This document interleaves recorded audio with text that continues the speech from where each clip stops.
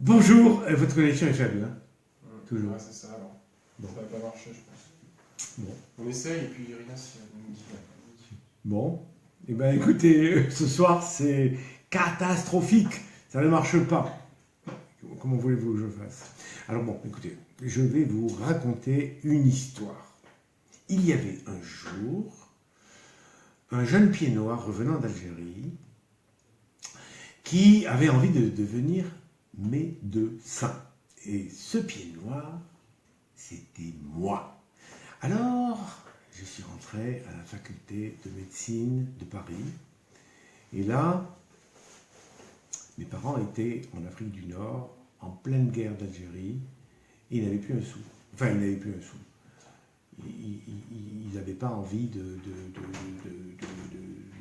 partir d'abord, mais... Ça fonctionne, Pierre. Ça fonctionne?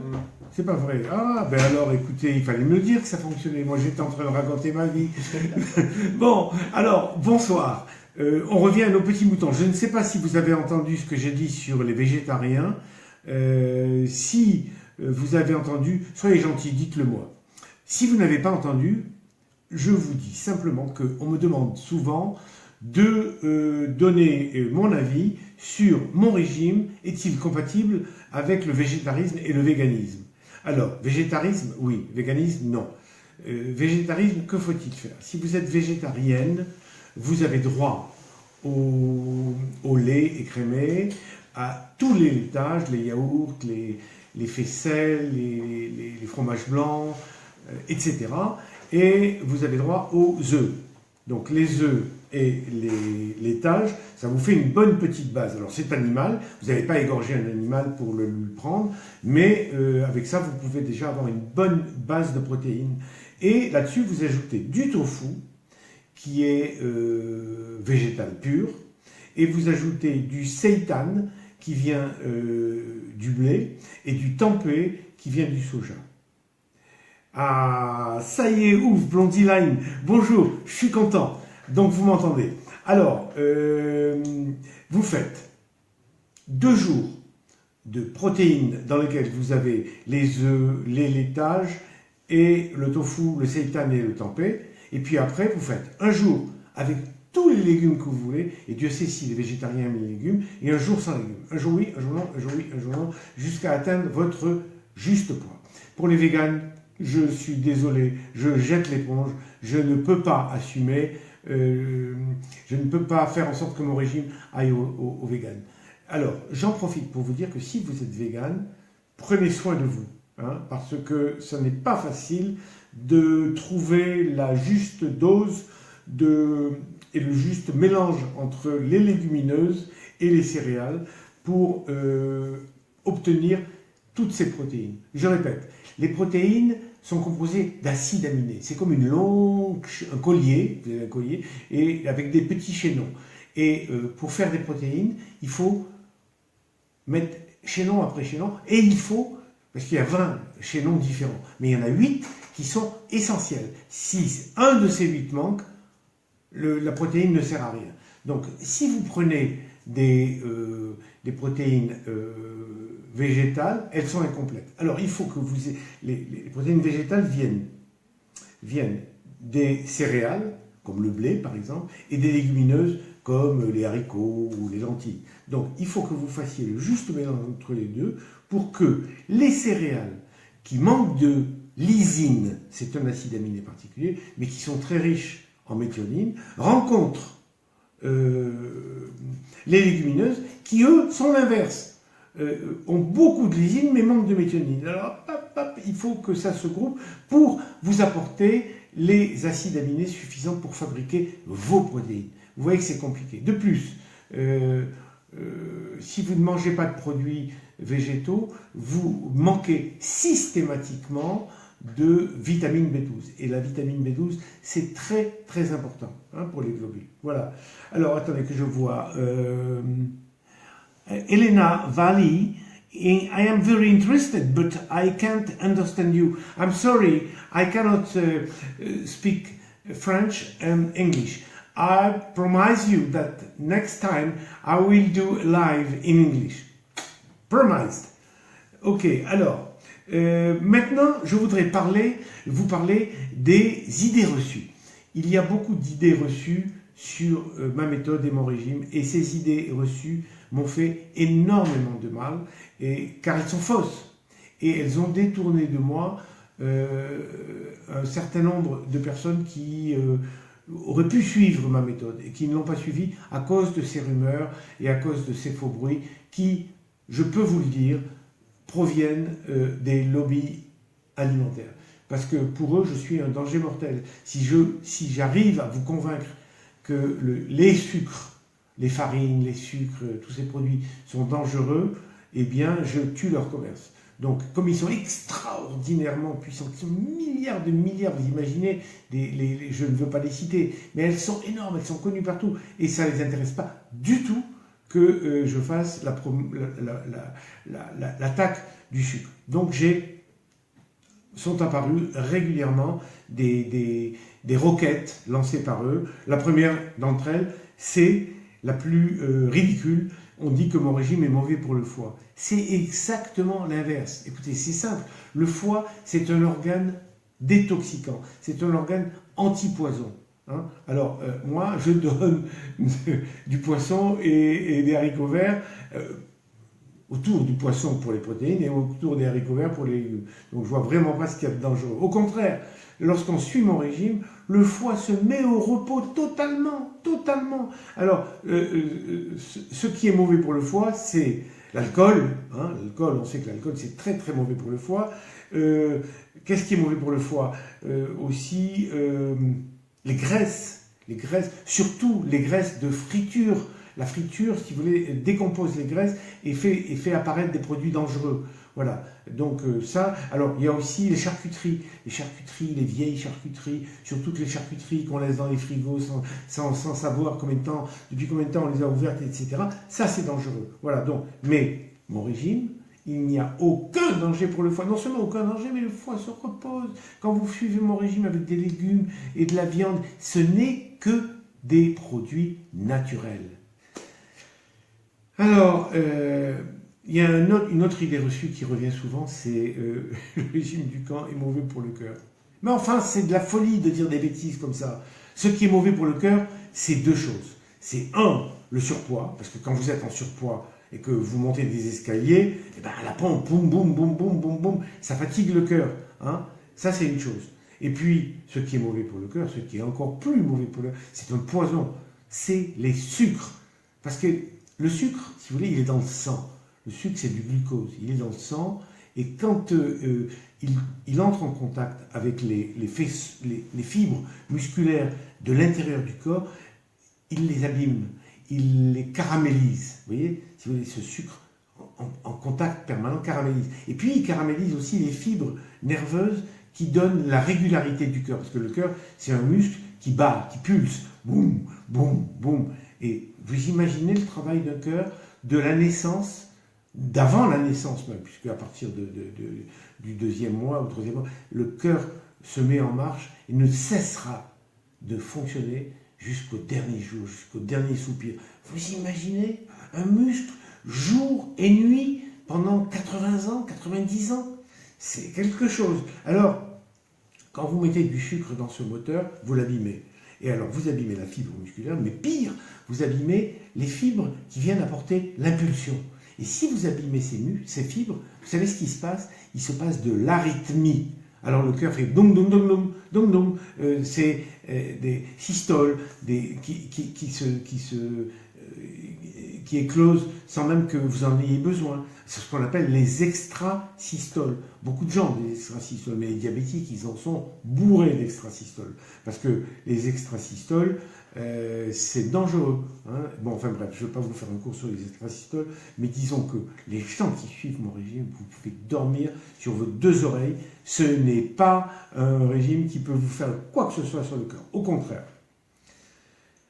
Alors, la plus grosse des plus grosses, c'est le rein. On dit que, alors, tout le monde me dit, votre régime, oui, les protéines, c'est dangereux pour le rein. Mais c'est de la folie furieuse. C'est de la folie furieuse. Moi, j'ai appelé les plus grands néphrologues de France et je leur ai dit, est-ce qu'il y a un risque quelconque pour que des protéines beaucoup de protéines, pas un peu de protéines, parce qu'un peu de protéines, il faut être fou pour dire qu'un peu de protéines, ça abîme les reins, mais beaucoup de protéines. Ils m'ont dit non, il n'y a aucun danger à manger des protéines, même en grande quantité. Bon, il ne faut pas être perfusé à la protéine, mais protéines, vous mangez, allez, un poulet entier. Hein, vous mangez un poulet entier, oui, il ne se passera rien. Vous mangez un poulet entier tous les jours pendant un mois, mais il ne se passera rien. Il n'y a aucun danger pour le rein. Ça, c'est une certitude. Alors, on peut se dire, par exemple, des gens qui ont un rein très abîmé, ce qu'on appelle une insuffisance rénale.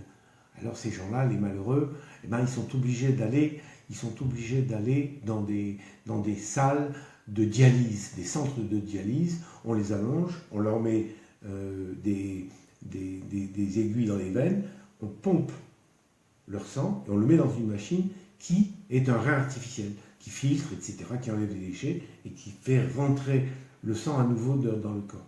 Alors c'est pas marrant pour certaines personnes parce que ça dure longtemps, ça dure presque une heure, c'est long, et puis c'est angoissant, et puis quand vous partez en vacances, vous n'êtes pas sûr d'en trouver, et puis c'est cher, et puis voilà. Bon, donc ces gens-là, il y a des médecins dans ces centres. Quand vous demandez à ces médecins, messieurs, ces gens qui ont des reins morts, bousillés, et alors certains disent, ont des petites parties du rein qui fonctionnent encore. Alors vous leur dites, et est-ce qu'ils ont le droit aux protéines? Mais bien sûr qu'ils ont le droit aux protéines. Non seulement ils ont le droit aux protéines, mais il leur en faut, il ne faut surtout pas les enlever. Par contre, ce qui est hyper dangereux pour leur rein, ce qui reste de rein vital, c'est le sucre. S'ils sont là, c'est bien souvent, c'est la plupart du temps, parce qu'ils ont du diabète. Le diabète, c'est le tueur patenté du rein. Alors voilà, hein, ceux qui disent et qui colportent, qui racontent que mon régime est dangereux pour le rein, c'est faux, archi faux. Voilà. Si vous ne voulez pas me croire, vous prenez votre téléphone et vous appelez un hôpital et vous dites, je veux parler à un néphrologue. Monsieur le néphrologue, est-ce que si je mange beaucoup de protéines, de viande, de poisson, etc., est-ce que je vais mettre mon rein en danger? Et il vous dira non, madame, non, monsieur. Et si vous appelez une salle de dialyse et que vous leur dites « Est-ce que les gens qui ont des reins très abîmés peuvent-ils encore manger des protéines ?» Il vous dira « Oui ». Ah alors, mais je sais bien que demain je vais encore rencontrer des gens qui vont me dire toujours cette rumeur entretenue. Qui fait cette rumeur? Moi je vais vous le dire, les marchands de sucre. Parce que si vraiment on savait ce que le sucre fait au rein, ben, on freinerait beaucoup la consommation des sucres. Et quand je dis des sucres, ce n'est pas le sucre blanc. Hein. Si, c'est le sucre blanc, bien sûr, mais c'est la farine blanche. La farine blanche, c'est pire que le sucre blanc. Vous vous rendez compte? Ce qu'on ne sait pas. Et le cornflakes, c'est encore pire que la farine blanche. Le cornflakes, c'est une tuerie. N'en donnez pas à vos enfants. N'en donnez pas à vos enfants. Donnez-leur du pain, donnez-leur n'importe quoi, mais pas des cornflakes. Alors, il y a aussi autre chose. Et ça, c'est encore pire. On dit, du camp, le régime du camp, ce n'est que de la viande. Combien de fois je l'ai entendu? Mais c'est faux. C'est pas de la viande. Il y a de la viande, oui, il y a du poisson, il y a des fruits de mer, il y a de la volaille, il y a des œufs, il y a des laitages, il y a du tofu. Alors ne me dites pas que c'est de la viande. Et surtout, il y a énormément de légumes. Je dis toujours, des protéines dans mon régime, autant que vous voulez. Des légumes, autant que vous pouvez. Les légumes, mais c'est formidable. Les légumes, si vous voulez. Je n'ai jamais entendu, je vous l'ai déjà dit, un vrai obèse, me dire j'adore les légumes. Ça n'existe pas. Les gens qui adorent les légumes ne deviennent jamais obèses. C'est comme les centenaires. On n'a jamais vu un centenaire qui fumait. C'est pas possible. On ne peut pas vivre 100 ans si on fume. Eh bien, les légumes, si vous aimez vraiment les légumes, vous ne devenez jamais obèse. À la rigueur, vous pouvez avoir des formes, vous pouvez avoir un embonpoint, mais jamais obèse. Donc, soyez gentils, mangez des légumes, mangez des légumes. Alors, si vous n'aimez pas les légumes, qu'est-ce qui se passe? Monsieur Ducamp, vous êtes bien gentil, mais je n'aime pas les légumes. Alors, je vais vous dire, il n'y a que les imbéciles qui ne changent pas d'avis, ni de goût. Parce que 60% des gens qui avaient des répulsions pour certains aliments quand ils étaient jeunes, eh ben, à la maturité, changent d'avis. hein, et ils acceptent, ils changent d'avis et ils aiment. Hein. Moi, je connais des gens qui n'aimaient pas les légumes et qui se sont mis. Alors, comment on se met à aimer les légumes? Eh bien, d'abord, on réfléchit, on se dit, de tous les légumes, il y en a bien un que j'aime bien. Ah oui, les tomates, oui, ah, oui, les tomates, à la rigueur, à la rigueur. Et puis les asperges, peut-être. Alors, tomates et asperges, c'est deux pistes. Alors vous dites, ah ben les tomates, je vais me les bichonner, je vais me les faire bien préparer, hein, avec de la mozzarella, je vais les assaisonner, je vais les mettre au four, je vais leur mettre dedans de la viande hachée pour faire des bonnes tomates farcies, etc. Ou bien je vais les manger confites, les tomates. Alors vous cherchez dans ce qui vous est acceptable une manière de faire que vous aimez. Et puis vous les associez avec des produits que vous aimez bien. Si vous aimez par exemple, je dis un truc, si vous aimez les foies de volaille, ou si vous aimez les escalopes, ou si vous aimez n'importe quel plat, vous les mélangez avec quelque chose que vous aimez et vous les aimez plus. Et puis, alors là je vous donne un secret. Si vous voulez aimer un produit, si vous voulez aimer un plat, il faut le manger quand vous avez faim et en premier lieu. Parce qu'un repas, si vous voulez, ça suit une pente. Au début, vous avez faim. Tout ce que vous mangez est bon. Même ce que vous aimez moyennement. Quand vous avez faim, vous trouvez tout bon. Et puis, au fur et à mesure que vous mangez, ça descend. Et à la fin du repas, quand vous êtes bien rempli, vous ne trouvez rien de très bon. Hein? Voilà. Donc, les légumes. Et encore plus important que les légumes, l'eau. L''E-A-U. Ah ouais, vous allez me dire, oh, l'eau, c'est rien. Non, mais vous plaisantez. L'eau, c'est capital. D'abord, l'eau, ça vous purifie, ça vous nettoie. Tout le monde dit détox. Mais c'est zéro. Détox sans eau, c'est zéro. Alors, tout le reste, c'est secondaire. Alors, vous mettez un petit peu de jus de machin, un petit peu de trucs, un peu de perlimpinpin, de trucs. C'est pas ça. C'est l'eau qui est détox. C'est l'eau qui, dans votre sang, va arriver dans la vessie, va éliminer les déchets et qui va arriver dans le foie, qui va éliminer les déchets. L'eau. Et quand vous buvez, vous remplissez votre estomac. L'eau, c'est faramineux.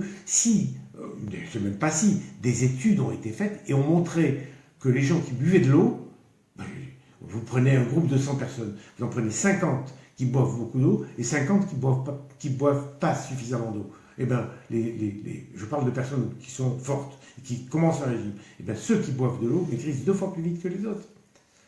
Simplement boire, voilà, aujourd'hui, tel que vous êtes, hein, vous mangez beaucoup, vous êtes gros, vous êtes grosse, je ne sais pas, ou vous avez envie de maigrir, buvez de l'eau. Commencez par me faire un mois où vous buvez 2 litres d'eau. Et si possible, avant de manger. Et vous allez voir comment vous allez descendre. D'accord? Alors on dit aussi que mon régime donne du cholestérol. Eh bien c'est pas vrai. C'est pas vrai du tout. Si vous maigrissez, vous aurez moins de cholestérol. Alors, je ne dis pas que ça descend énormément. Ça descend un peu. Mais en revanche, ce qui descend extrêmement vite, ce sont les triglycérides. Oui, alors les triglycérides, ça descend très très vite parce que les triglycérides sont faits, pas par les graisses, mais par les sucres. Vous comprenez? Donc, quand vous ne mangez pas de sucre, quand vous faites mon régime, vous ne mangez pas de sucre. Et alors là, les triglycérides, tchouf. Moi, je connais des gens qui ont, par exemple, triglycérides, c'est à peu près 0,7, 0,8 grammes. Non, même pas 1 gramme. Je connais des gens qui sont venus me voir, qui avaient 10 grammes de triglycérides dans le sang. Vous imaginez, c'était une piscine de triglycérides. Eh bien, avec mon régime, les triglycérides ont baissé beaucoup. On arrivait à 2 grammes, 1,50 gramme. C'était invraisemblable. Voilà. Donc, alors, il y a aussi une idée reçue, une idée là encore fausse. Vous voyez, toutes ces idées, elles sont fausses à 200%. Et celle dont je vais vous parler, tout autant. On dit que dans mon régime, le danger du docteur Ducamp, c'est le yo-yo. On maigrit, puis on regrossit plus, etc. Donc, c'est une machine à grossir. Mais c'est faux, c'est faux, c'est faux. D'abord, le phénomène du yo-yo n'a rien à voir avec le régime. Il a à voir avec le fait qu'on maigrisse. Tout être, tout animal, tout mammifère qui maigrit a un corps qui demande à retrouver sa graisse. Pourquoi il demande à retrouver sa graisse? Il devrait être content. Eh bien non, il n'est pas content parce que pour lui, la graisse, il est inscrit dans sa programmation que la graisse est associée à sa survie. Un animal qui a de la graisse, un écureuil qui a des noisettes, eh bien il vivra plus longtemps qu'un écureuil qui n'a pas de noisettes. Eh bien un homme qui a de la graisse, pas aujourd'hui, parce qu'aujourd'hui c'est l'inverse, mais disons pendant les 200 000 ans ou les 190 000 ans qui ont précédé la civilisation, les gens qui avaient de la graisse survivaient mieux que ceux qui n'avaient pas de graisse. Parce que imaginez que vous n'ayez pas de graisse et que vous êtes dans une tribu de chasseurs et que vous vous blessez. Vous courez derrière un animal, paf, vous prenez votre pied dans un truc, vous tombez, vous vous cassez quelque chose. Mais vous vous rendez compte, vous allez rester un mois immobilisé, qui va vous nourrir? Eh bien, si vous avez de la graisse, c'est la graisse qui vous nourrit.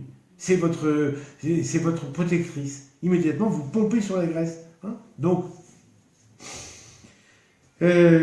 pensez à ça. Hein.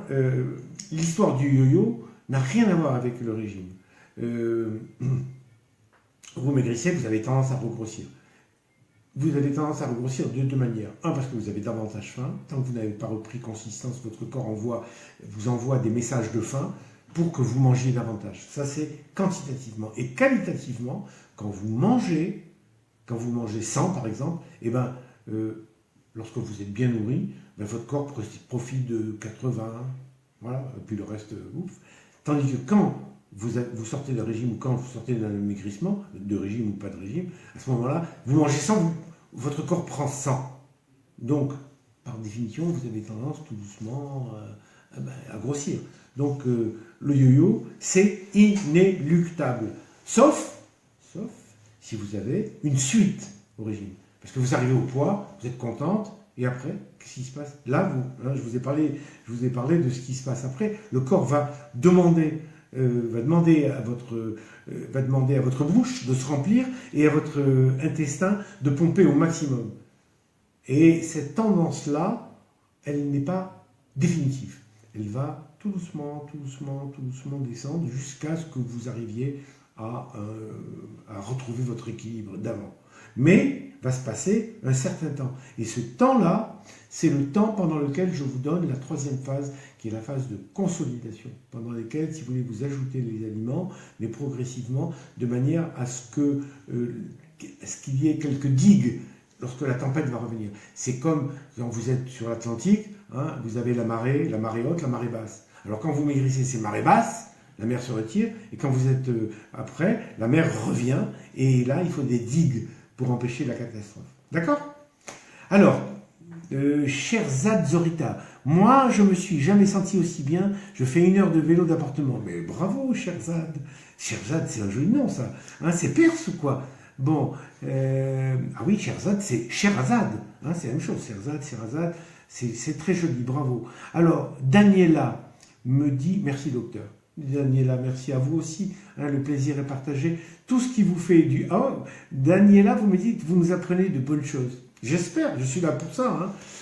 Blondie, justement, pourquoi ne peut-on pas manger des légumes tous les jours? Pourquoi alterne-t-on les PP et les PL? Ah, bonne nouvelle, bonne question, Blondie. Vous posez souvent des bonnes questions. Alors, parce qu'il y a une différence entre protéines pures et protéines et légumes. Pourquoi? Parce que les protéines... alors écoutez bien, parce que dans les légumes, aussi vertueux que soient ces aliments, ils contiennent du sucre. Alors, ils n'en contiennent pas beaucoup. Ils en contiennent mélangés à des fibres, à de l'eau, à tout ce que vous voulez. Mais il y a quand même un peu de sucre. C'est pas dangereux, mais ça réduit un petit peu la vitesse. Protéines pures, boum, c'est la machine, c'est foudroyant, c'est la machine à maigrir. Puis vous ajoutez un petit peu de légumes. D'abord, il les faut. Hein, il les faut pour les vitamines, il les faut pour la constipation, il les faut pour l'eau, etc.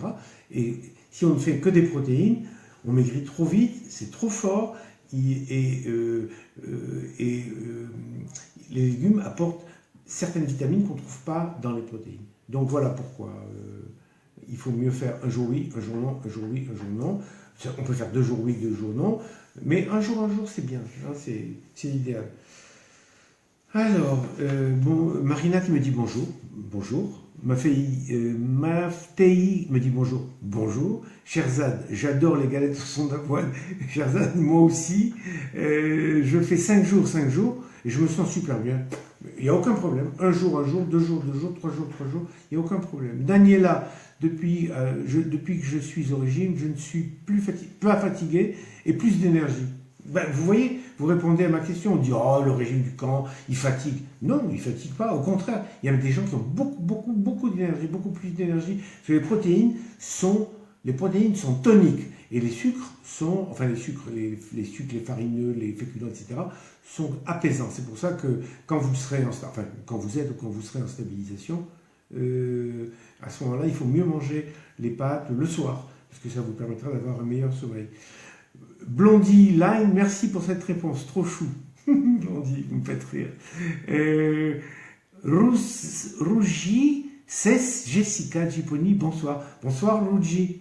Chérine Mandou, merci docteur. J'ai justement fait du camp il y a 2 ans. J'ai perdu 20 kilos, mais je n'ai pas fait la consolidation. J'en ai repris 10. Je refais du camp pour les 10 derniers. Pensez-vous que ce sera efficace pour cette 2e fois? Oui, Chérine, il n'y a aucun problème. Si vous le refaites, vous savez, vous n'êtes pas la seule à refaire le régime. Parce qu'il y a énormément de gens qui maigrissent et qui ne vont pas au bout. Et alors, je vais vous dire, si vous faites mon régime, si vous faites les 4 phases de mon régime, je vous promets, je vous donne ma garantie que vous maigrirez, que vous atteindrez le bon poids et que vous le garderez, si vous allez au bout des 4. Mais si vous vous arrêtez à la fin de la 2e, je vous donne une autre garantie, c'est que vous allez regrossir. Alors vous allez regrossir, j'espère que vous n'aurez pas tout repris et que vous remaigrirez avant d'avoir atteint le poids de départ. Moi, j'ai rajouté les fruits en jour PL, Rudji. Bon, ma foi, vous pouvez. Hein, vous irez un peu moins vite. Mais attention, pas trop, hein, pas plus que 2 par jour. Hein. Mais moi, je ne vous le conseille pas. Vous êtes hors régime. Mais chacun fait ce qu'il veut avec son régime. Marina, elle me fait des icônes que je ne comprends pas. C'est bonsoir, Dieu des kilos. Oh, Dieu des kilos. Ah, vous n'avez pas honte, ne m'appelez pas Dieu des kilos. Alors, les Russes m'appellent leur père ou leur oncle. Voilà, ça je veux bien, être votre père ou votre oncle. Mais le Dieu des kilos, c'est sympathique, mais c'est pas vrai. Cherzad, j'ai commencé le 4 février et j'ai déjà perdu 8 kilos. 4 février, c'est bien. Hey, Cherzad, vous allez vite, hein. Vous êtes parti de combien de kilos? Dites-le moi. Marina Sima, c'est vrai. Moi, j'ai perdu et pas repris. Bravo, Marina! Génial, je suis content, Marina. Ça me fait plaisir ce que vous me dites. CC Pujol, perdu 8 kilos grâce à vous et ma volonté. Ça, c'est vrai, CC. C'est pas grâce à moi. C'est grâce à moi. Moi, je vous ai montré la direction et vous l'avez suivi. Mais c'est votre volonté à vous. Hein. Et c'est bien que vous le disiez parce que c'est la vérité. C'est pas moi, votre volonté, c'est pas moi. Moi, je vous montre le chemin, je vous guide, je vous donne tout ce qui est en moi de bienveillance, mais le reste, c'est vous qui le faites. Alors, Chérine, merci docteur, j'ai effectivement atteint le poids idéal, je recommence donc dès demain. Eh bien, Chérine, recommencez et venez me voir. Et Cherzad Zorita, merci. J'ai 49 kilos à perdre, mais il ne faut pas rester avec 49 kilos. Il faut y aller, hein. Je compte sur vous. Daniela, moi, 2 février, perdu 6,3 kg. Attendez, c'est des bonnes nouvelles tout ça. Eka, je suis dans la 4e phase, j'ai perdu 20... Ah, je ne vois pas, mais je crois que vous avez maigri et vous n'avez pas repris. Joémie, merci docteur, moi je me sens mieux, je dors mieux, je me sens plus belle, merci, gros bisous. Oh, ça c'est chouette. Cherzad Zorita, et je suis plus motivé que jamais. Ah, Cherzad, bravo. C'est les 1001 nuits. Mina Az, comment fait-on pour faire votre régime? Écoutez, vous achetez mon livre d'abord et puis après vous venez vite me voir. Cherzad, oui, je sais. Ah oui, je sais, Cherzad, il faut y aller, 49 kilos, c'est énorme. Raquel, qui pointe pour les personnes qui ont des difficultés à l'eau potable dans le cas de ces 2 litres? Qui pointe pour les personnes qui ont des difficultés à l'eau potable pour le cas des 2 litres? Je ne comprends pas votre question, Raquel. Qui pointe? Marlène Pujol, bonsoir. Mon mari et moi avons perdu 7 kilos en 29 jours. Bravo. CC Pujol, Allez Mamoun, Marlène Pujol, Cherzad. Oui, c'est ça, 1001 kilos, lol. Bon, je vois que vous êtes là, très actif, vous me faites plaisir. Je suis dans la 4e phase, j'ai perdu 28 kilos en 3 mois et maintenant j'ai pris 4 kilos. Je vous demande du coup, que dois-je faire? Pourquoi les protéines ne marchent plus? Mais si elles marchent, il faut les faire bien, il faut boire beaucoup d'eau, il faut marcher un peu plus, hein, si vous reprenez, et puis pas de tolérer pour les derniers kilos. Maëva, il me reste 5 kilos à perdre malgré la suivi du régime. Je n'arrive plus à perdre. J'ai déjà perdu 9 kilos, mais je n'arrive plus à perdre. Un peu de patience, Maëva. Ça va venir. C'est une certitude. Si vous avez perdu 9 kilos, le reste va suivre. Êtes-vous sûr d'avoir tout ça à perdre? Avez-vous vu sur Régime du Camp le juste poids? Vous l'avez fait? Allez-y, voyez. Et si ça ne va pas, c'est qu'il y a un problème. Hein. Vous devez faire une erreur quelque part. Buvez beaucoup d'eau et marchez. Concours Facebook. Comment? Parler de concours Facebook. Ah oui, oui, oui. On me dit qu'il y a un concours sur Facebook qui a été organisé par une bande de fous. Non, je plaisante. Alors, oui, oui, oui, il y a des cadeaux à gagner. Inscrivez-vous vite. Et puis, et vous allez gagner plein de choses. On va tirer. Hein? Samedi. Samedi, ça commence samedi. Vous allez voir, vous allez gagner des paniers de produits sympas pour vous. Alors, ah oui, on m'a dit, parce que j'avais parlé d'une boîte à odeur. Une boîte à odeur comme ça, ou bien un petit flacon odeur. C'est quoi la boîte? On me dit, ah, vous êtes allé trop vite, on n'a pas réussi. Une boîte à odeur, c'est quelque chose, si vous voulez, qui permet de se nourrir d'odeur. Oui, ça paraît aberrant, mais l'olfactif et le gustatif sont deux régions sensorielles jumelles. Elles marchent ensemble. Quand vous êtes enrhumé, ben vous n'avez aucun goût. Vous voyez ce que je veux dire? Donc les deux sont reliés. Et on sait que lorsque l'on sent des odeurs, surtout des odeurs alimentaires, l'appétit se calme. On sait par exemple que les cuisinières qui travaillent longtemps dans les cuisines, lorsqu'elles sortent des cuisines, elles ont plus faim. Elles arrivent à table et disent « Ah, je me suis nourri d'odeur ». Donc partant sur ce principe, j'ai conçu une boîte à odeurs dans laquelle vous mettez une cuillère à café à rase. Vous ouvrez la boîte. Celle-là, elle est trop petite, hein. Elle est trop petite. Mais, allez, toi. Voilà, elle est trop petite, mais vous en prenez une comme ça, un peu plus grande. Et vous mettez une cuillère à café à rase, c'est-à-dire bien plate, de poudre de cannelle. Vous mettez, vous broyez deux bâtons de vanille bien écrasés. Bon, si vous n'avez pas suffisamment de sous pour acheter des bâtons de vanille, vous pouvez mettre de la vanille en poudre, mais c'est moins bien, ou en gouttes, mais c'est moins bon. Vous mettez 15 clous de girofle, et vous mettez, si vous avez, hein, je ne sais pas, parce que beaucoup de femmes en ont, une goutte de musc. Et puis vous mélangez le tout. Et quand l'envie de manger vous vient, vous ouvrez, et là, au moment où vous avez faim, il se passe quelque chose. Parce que cette sensation n'est pas anodine, c'est pas rien, c'est quelque chose qui vous nourrit, qui est en relation avec l'odeur. Et vous en faites une fois, et deux fois, et trois fois, et quatre fois, et deux, quatre fois, cinq fois, vous repartez pour un tour. Hein, voilà, ça s'appelle la boîte à odeur. Maintenant, on m'a demandé qu'est-ce qu'on fait si on suit votre régime et on tombe enceinte. On débute une grossesse. Hein, on n'a pas prévu, voilà, et puis on débute une grossesse. Alors, si vous êtes en plein régime et que vous êtes en croisière, parce que si vous êtes en phase d'attaque, c'est comme si vous n'aviez pas commencé, ça fait 2-3 jours, mais si vous êtes en pleine croisière et que vous avez commencé à maigrir, il y a deux solutions. Soit vous êtes très grosse ou obèse, auquel cas, c'est pas bon de commencer une grossesse en obésité. Parce que c'est pas bon pour vous, c'est pas bon pour votre futur, pour votre santé, c'est pas bon pour la santé du bébé. Alors moi je vous dirais, voilà, vous continuez à faire le régime de croisière, c'est-à-dire avec les légumes, et vous ajoutez 2 fruits, et au lieu de prendre des laitages à 0%, vous les prenez à 20%, demi-écrémés. Voilà, si vous êtes obèse, hein. En revanche, si vous n'êtes pas obèse, vous passez en vraie consolidation, avec tous les aliments de la consolidation. Et si vous êtes mince, ben vous mangez normalement. Hein, mais pour moi, vous suivez mon régime, vous tombez enceinte, vous faites attention parce que vous risquez d'avoir un rebond. Donc vous vous mettez en consolidation, majeure, en consolidation, en vraie consolidation, hein, avec tous les aliments de la consolidation. Maintenant, un autre élément, la pesée. La pesée, mais combien de fois il faut que je... Ah non, on m'a dit de ne pas me peser, on m'a dit de ne pas me peser, c'est obsessionnel, je suis en train de devenir folle. Mais non, pas du tout. Ce sont des imbéciles qui vous disent ça. Il faut vous peser tous les jours. Et pourquoi? Parce que quand vous descendez un escalier ou que vous montez un escalier, vous tenez la rampe. Hein, bon, surtout si vous êtes fragile.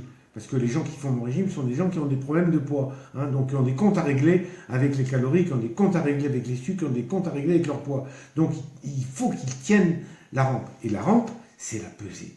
Alors, le matin, quand vous vous pesez, je sais que le matin, quand vous avez fait des bêtises la veille, vous vous dites, oh là là, aujourd'hui, ça va être une mauvaise nouvelle, je préfère pas, puis le lendemain, ah, je sais pas, et puis le lendemain, puis c'est ainsi de suite, et vous tombez dans la routine de plus peser, et là, vous êtes sur la pente glissante, et vous allez grossir. Donc, pesez-vous, parce que, si c'est une mauvaise nouvelle, bon, ben, vous allez la voir, et vous allez vous dire, oh là, il faut que je fasse quelque chose, et là, vous allez réagir. Mais si c'est une bonne nouvelle, si vous avez perdu 200 grammes, 300 grammes, c'est tout, ça suffit. Ah, vous vous dites, c'est sympathique toute cette histoire-là. Donc je vais faire encore mieux. Hein, on dit toujours que voler au secours de la victoire. Donc vous avez perdu 200 grammes et vous vous dites, je vais continuer parce que demain j'en veux encore 200. Donc il faut se peser. Hein. Ne jamais se dire, j'ai peur de me peser. Et même quand vous aurez fini, même pour le reste de la vie, se peser régulièrement, peser tous les jours, c'est pas obsessionnel. Il n'y a rien d'obsessionnel. Quand vous regardez dans la glace le matin et que vous vous peignez, et bien tous les jours vous vous peignez. Il n'y a rien d'obsessionnel à se peser. Voilà mes amis, alors, avant d'en finir, je vais vous dire, si jamais vous faites un mauvais repas, un repas où vous faites des bêtises, surtout si vous avez bu de l'alcool ou que vous avez mangé des aliments riches en féculents ou en sucre, ou en pain, etc., allez marcher 10 minutes. Pourquoi marcher 10 minutes? Parce que pendant les 10 minutes qui suivent un repas où vous avez fait des bêtises, le sucre est en train de devenir du glucose, parce qu'il passe à travers la digestion, ça arrive dans le sang, sous forme de glucose. Et ce glucose, si vous le brûlez tout de suite, il est fragile, il acceptera. Hein, vous le prenez par la main et vous le faites sortir. Si vous le laissez rentrer, il se trouve bien dans votre corps et il ne s'en va pas aussi facilement. Donc si vous revenez le lendemain, le sucre, le glucose n'est plus dans le sang, il est passé dans le foie. Oui, sous forme de glycogène. Et si vous attendez encore, il va passer dans la graisse. Et alors là, plus ça avance, plus c'est difficile de le perdre. Donc, vous faites un mauvais repas, allez marcher 10 minutes, c'est rien. Ou que vous soyez chez des amis, n'importe où dans un restaurant, hop, vous sortez. Vous sortez, vous séparez. Bonsoir monsieur, bonsoir madame. Je vais faire 10 minutes à pied, puis je prendrai mon taxi un peu plus loin, ou je prendrai mon métro un peu plus loin. D'accord ? Voilà, grande fille. Alors, j'ai fini pour moi. Alors, je lis. Nat lit, bonjour Pierre, vous avez tellement raison. Bon, merci. Zinep, bonsoir docteur. Avant de commencer votre régime, je n'étais pas fort sucrerie. Maintenant, j'ai tout le temps envie de sucrerie. Est-ce normal? Non, c'est pas normal. Mais si vous aimez les sucreries, il faut en prendre. Mais des sucreries autorisées. Dans mon régime, il y a plein de... Et puis manger mes biscuits. Ils sont bons, ils sont sans sucre et sans farine. Daniela, moi aussi, je me pèse une fois par semaine. Bon, si vous voulez vous peser une fois par semaine, mais c'est risqué. Moi, je vous conseille de vous peser tous les jours. Pourquoi une fois par semaine? Dites-moi, Daniela, vous avez peur? Sherzad, moi, pâte, pain, je peux pas, je suis intolérante au gluten. Bon, ne mangez pas de pain, c'est pas moi qui vais vous dire de manger du pain. Blandiline, vous mangez quoi, vous, ce soir? Moi, ce soir, je vais vous dire ce que je mange, parce que ma femme m'a dit à midi. Elle me fait, ce soir, du saumon avec de l'aubergine grillée, et en l'étage, je vais avoir de la faisselle, et puis probablement un fruit exotique, de la mangue, voilà. Et puis après, c'est tout, voilà. Je me fais pas des pétages de bide, de crustacés, je me fais des pétages de bide et je vis tellement bien ce régime. Mais vous avez raison. Bon, pétage de bide, c'est un peu osé comme terme, mais disons que, moi aussi, quand je prends des crustacés, j'adore. Vous préférez les crustacés ou les coquillages? Nice, tchèque. Bonsoir, docteur Ducamp. Que pensez-vous du lait végétal, c'est-à-dire soja amande? Oui, oui. Hein, veillez à ce qu'il soit pas sucré et veillez à ce qu'il soit pas trop gras. Mais je suis assez d'accord. Je vais vous faire un petit... la semaine prochaine, je vais vous faire un petit compte rendu sur tous les laits. Hein. Alors moi, je me pèse tous les jours. Bravo, Rudji. Cher Zad, moi, je vais manger du poulet pané au son d'avoine avec une salade et une vinaigrette du camp. Bravo, cher Zad. C'est bien. Blondie, bon appétit alors, vous avez raison. Des huîtres, monsieur Ducamp. Mais bien sûr, des huîtres. J'adore les... Ah oui, vous voulez dire des coquillages. D'accord. Ce que vous m'avez dit des crustacés. Les huîtres, c'est pas des crustacés. Alors, Chérine, pouvez-vous me dire les heures de repas pour les 3 repas et goûter SVP? Le matin, 8h, 8h30. Midi, le repas de midi, enfin le déjeuner vers 1h et le soir vers 8h. Les laitages, on a le droit combien de fois par jour? Les laitages, c'est libre. Hein, sauf si vous êtes en phase de stagnation. Donc, vous réduisez un peu. Si vous stagnez, diminuez un peu les laitage parce qu'il y a quand même un peu de lactose dedans. Hein. Voilà, Rudji, comment fait-on la mayo? Ah, la mayo. Vous savez qu'on est en train de faire une mayonnaise sans matière grasse. Moi, je vais vous dire comment je fais ma mayo. Attendez, d'abord, je garde le maillot. Je vous réponds. Daniela, non, je ne veux pas me fixer là-dessus. Je sais qu'1 kilo par semaine, ça va se faire et je ne fais pas d'impair. Enfin, j'essaie. Bravo, Daniela. Et j'allais 2 enfants, mais ils mangent à côté et toujours du lait protéine. Lol. Bon, d'accord. Avec l'accord de mon médecin. Eh ben, d'accord. Pas de problème. Alors, qu'est-ce que je disais? Attendez, je voyais, j'ai oublié. Qu'est-ce que je disais? Je voulais répondre à votre question, puis je suis pas... Je sais plus non plus, moi j'étais sur les laitages. Bon, ben reposez-moi la question, je l'ai oublié. Bon, ben écoutez, mes amis, je crois que j'ai dépassé le temps. Hein. Donc, oui, la mayo, excusez-moi, chers amis, j'ai oublié. Moi, je vais vous dire, personnellement, je prends de la moutarde douce. Je mets une petite goutte d'huile et je bats et au dernier moment j'ajoute je la monte avec de la moutarde, très peu d'huile, mais j'en mets un petit peu quand même, un tout petit pour moi, hein, mais il y a moyen de la faire sans. Et puis je mets parfois un peu de tofu soyeux. Un tofu soyeux, je la bats, et au dernier moment, je mets, pour moi, un peu de faisselle, mais je prends de la faisselle normale, pas à 0%, mais vous mettez un fromage blanc pour finir, voilà, et puis c'est pas mal. Hein. Daniela, bonsoir docteur, et à jeudi prochain. Merci Daniela, je vous embrasse très fort. Anna, docteur, mon poids désiré se trouve en dessous du poids idéal selon la méthode. Puis-je continuer en croisière, ou bien dois-je faire quand même la consolidation à partir du poids idéal? Anna, moi, franchement, les poids que je vous donne sont des poids de femmes françaises, c'est-à-dire ce sont des poids de jolies femmes. Hein, ça veut dire c'est pas des poids pour américaines, parce que les américaines, mon calcul du juste poids n'est pas le même que la France. Hein. Il y a des pays, si vous voulez, mais la France, les poids que je vous donne, franchement, ne descendez pas plus bas parce que après c'est trop bas et puis c'est dur à garder. Voilà, c'est bonne soirée.